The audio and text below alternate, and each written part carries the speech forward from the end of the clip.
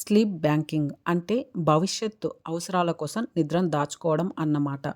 ఇదేదో బాగుందే అనుకుంటున్నారా? అవును మరి. భవిష్యత్తులో వచ్చే నిద్రలేమి గురించి ముందుగానే నిద్రని ఆదా చేయడం. మనకి పని లేనప్పుడు ఎక్కువసేపు నిద్రపోయి, పని ఉన్నప్పుడు తక్కువ సేపు నిద్రపోవడాన్ని స్లీప్ బ్యాంకింగ్ అంటారు.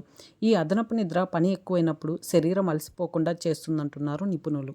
ఢిల్లీలోని ఒక ప్రముఖ సంస్థ దీనిపై ఒక సర్వే నిర్వహించింది. అందులో భాగంగా కొంతమంది వారంలో రోజుకి 10 గంటలు నిద్రపోయారట. తర్వాత 3 గంటలు మాత్రమే నిద్రపోయి పనిచేయాల్సి వచ్చింది. అయితే 7 గంటలు మామూలుగా నిద్రపోయిన వాళ్ళతో పోలిస్తే ఈ 3 గంటలు నిద్రపోయిన వాళ్ళ పనితీరే మెరుగ్గా ఉందట.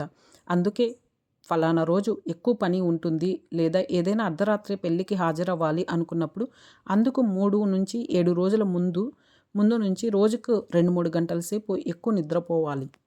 ఇంకా పసిపిల్లల తల్లులు వీలైనప్పుడల్లా ఒక కునుకు తీస్తే మేలట. నిద్రించే ముందు కెఫీన్ ఉండే ఆహారాలకు, డిజిటల్ గాడ్జెట్లకి దూరంగా ఉండాలంటున్నారు నిపుణులు. అప్పుడే మెరుగైన ఫలితాలు ఉంటాయని చెబుతున్నారు. ప్రస్తుత పరిస్థితుల్లో ఇది చాలామందికి ఉపయోగపడుతుంది కదండీ! జనరల్‌గా మనం బ్యాంకులో డబ్బుల్ని దాచుకోవడం చూసాము కానీ, నిద్రను దాచుకోవడం అనేది విచిత్రంగా ఉంది కదా! అయినా ఇది సైంటిఫిక్‌గా ప్రూవ్ అయింది కాబట్టి మనం కూడా ఉపయోగించుకుందాం. ఏమంటారు?